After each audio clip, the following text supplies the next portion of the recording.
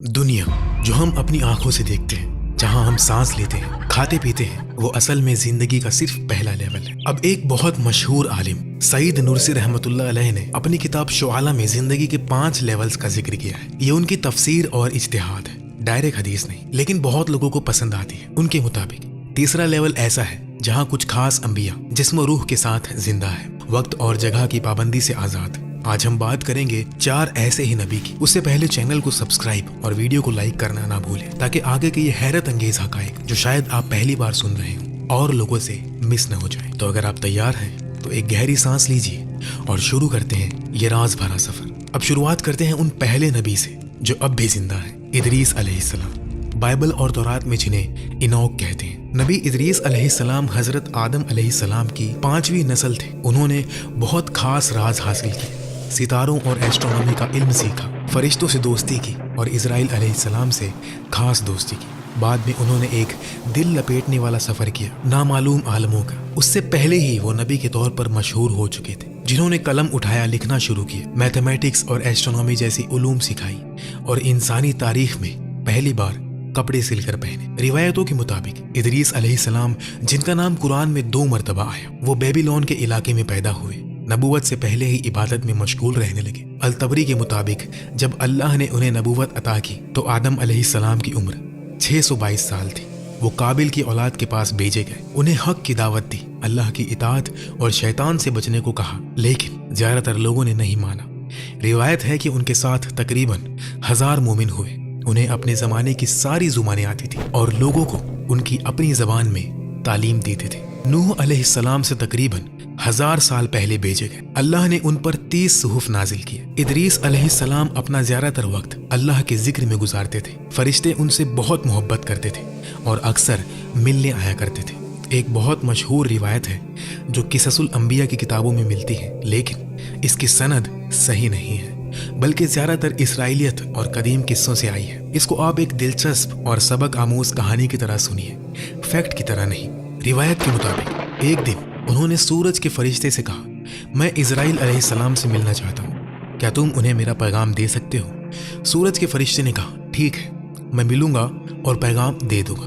फिर वो इजराइल अलैहिस्सलाम के पास गए और पैगाम दिया।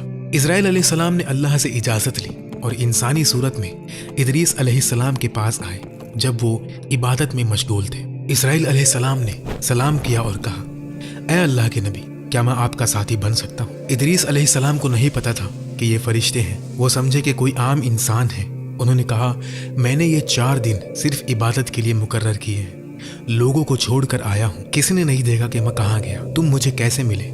इस्राइल अलैहिस्सलाम ने कहा, ऐ अल्लाह के नबी, मैं भी अल्लाह का बंदा हूँ, आपसे मिलना और इबादत में शामिल होना चाहता था, इजाज़त दीजिए। इदरीस अलैहिस्सलाम ने कहा, तुम मेरी सोहबत बर्दाश्त नहीं कर पाओगे। मैं बहुत कम खाता पीता हूँ, बहुत कम सोता हूँ, हमेशा इबादत करता रहता हूँ। इस्राइल अलैहिस्सलाम ने कहा, उम्मीद है अल्लाह ताला ताकत देंगे, इंशाअल्लाह मैं बर्दाश्त कर लूँगा। इदरीस अलैहिस्सलाम ने कबूल किया और दोनों साथ सफ़र पर निकल गए। एक दिन जिक्र, इबादत, शुक्र और रोज़े का गुजरा। शाम को रास्ते में एक चौबन दिखा। इस्राइल अलैहिस्सलाम ने कहा, ऐ अल्लाह के नबी, हम सफ़र पर हैं, रात कहाँ गुजारेंगे? पता नहीं, शायद खाना ना मिले।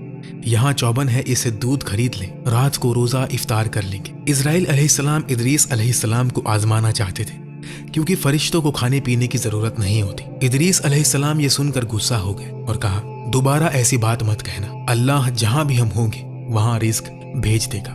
क्या अल्लाह नहीं जानता हम कहाँ रहेंगे? इस्राइल अलैहिस्सलाम ने अस्तगफिरुल्लाह कहा और आगे बढ़ गए। रात हुई, एक जगह रुक गए, नमाज पढ़ी और अल्लाह ने दस्तरख्वान भेज दिया। इदरीस अलैहिस्सलाम ने कहा, आओ खाओ। इस्राइल अलैहिस्सलाम ने कहा, अल्लाह की कसम जिसने आपको नबूवत दी, मुझे खाने की बिल्कुल ख्वाहिश नहीं। इदरीस अलैहिस्सलाम ने थोड़ा सा खाया, लेकिन शक होने लगा, क्योंकि पहले इस्राइल अलैहिस्सलाम दूध मांग रहे थे, अब खाना नहीं खा रहे। फिर रात भर नमाज में लगे रहे। इदरीस अलैहिस्सलाम थक गए, नींद भी आने लगी, लेकिन देखा तो ये शख्स बिल्कुल थका नहीं, नींद भी नहीं, भूख भी नहीं। इदरीस अलैहिस्सलाम हैरान हुए, क्योंकि फरिश्तों के लिए ऐसी इबादत आसान होती है। कुछ फरिश्ते तो दुनिया बनने से पहले से कियाम में हैं और अब तक रुकू भी नहीं किया। इदरीस अलैहिस्सलाम ने हैरत से कहा, मुझे नहीं पता था ज़मीन पर मुझसे ज़्यादा इबादत करने वाला भी कोई है। अब मेरी इबादत मुझे छोटी लग रही है। अगला दिन आया। शाम को एक बाग से गुजरे। پھر اسرائیل علیہ السلام نے کہا اے اللہ کے نبی رات کہاں گزرے گی پتہ نہیں، کیا کچھ انگور لے لیں؟ ادریس علیہ السلام پھر غصہ ہوئے اور کہا میں نے نہیں کہا تھا اللہ رزق بھیج دیتا ہے؟ اسرائیل علیہ السلام نے پھر استغفر اللہ کہا۔ رات کو پھر دسترخوان آیا، ادریس علیہ السلام نے کھایا اور اسرائیل علیہ السلام نے نہیں کھایا۔ پھر رات بھر نماز ادا کی۔ ادریس علیہ السلام تھک گئے لیکن اس شخص پر کوئی اثر نہیں۔ پھر ادریس علیہ السلام نے کہا اللہ کی قسم جس کے قبضے میں میری روح ہے، سچ بتاؤ کہ تم انسان نہیں ہو۔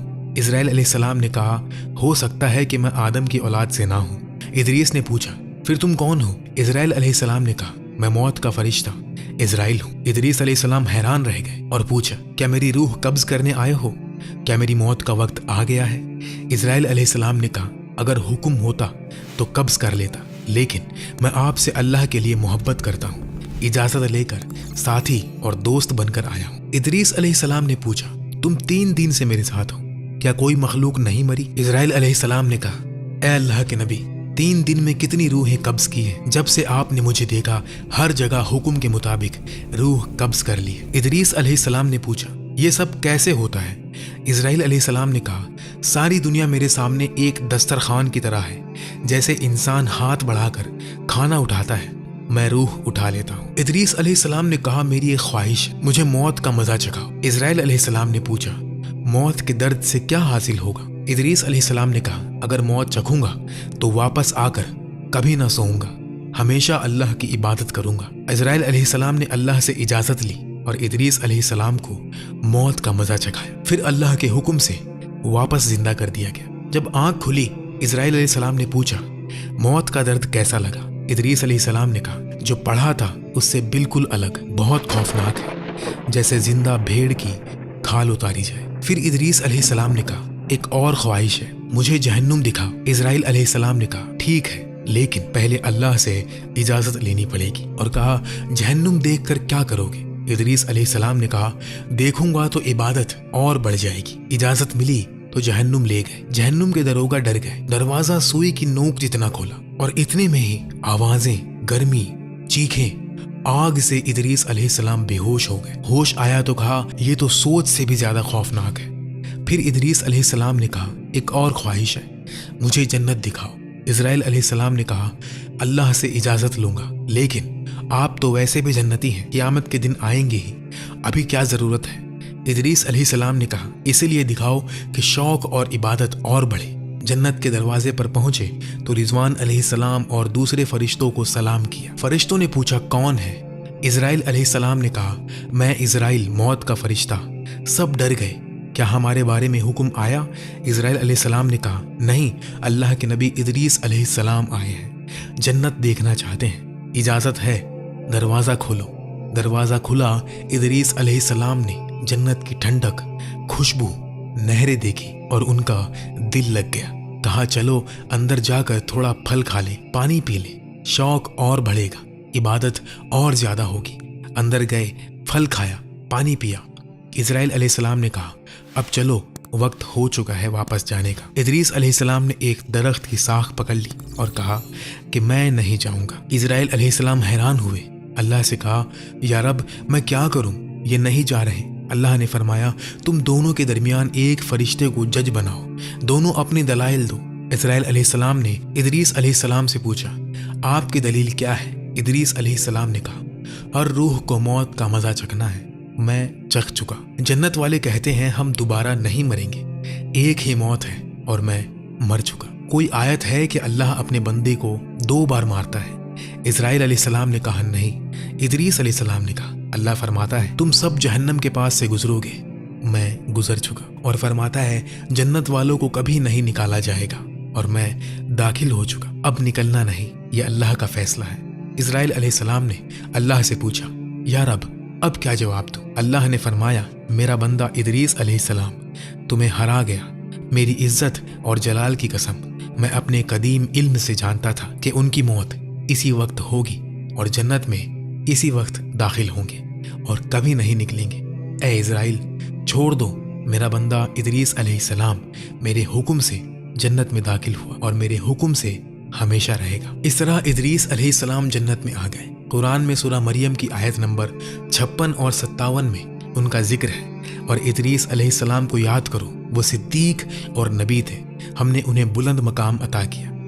बुलंद मकाम की तफसीर में बहुत से उलमा कहते हैं कि उनका जिस्म और रूह दोनों उठाया गया और वो अब भी जिंदा है। सही हदीस में है कि मिराज की रात रसूलुल्लाह सल्लल्लाहु अलैहि वसल्लम ने चौथी आसमान पर इदरीस अलैहिस्सलाम से मुलाकात की। इमाम कुर्तुबी, तबरी और सईद नुरसी भी कहते हैं कि इदरीस और ईसा अलैहिस्सलाम तीसरे लेवल की जिंदगी जी रहे हैं, जिस्मानी तौर पर जिंदा है, वक्त और मकाम से आज़ाद। बरज़ख जैसी जिंदगी कभी कभी लोगों को वो नजर भी आ सकते हैं। तो ये थे वो पहले नबी हजरत इदरीस अलैहिस्सलाम, जो आज भी कहीं ऊपर, सितारों के भी ऊपर, वक्त के भी ऊपर जिंदा है। तो अब सोचो अगले पार्ट में कौन से नबी आएंगे?